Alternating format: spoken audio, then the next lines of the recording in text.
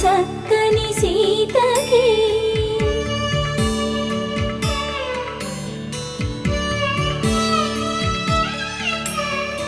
ఎర్ర జాబిలి చేయి రాముడేడని అడుగుతుంటే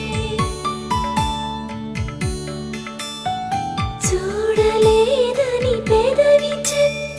చెప్పలేమని కనులు చెప్పే నల్ల పూసై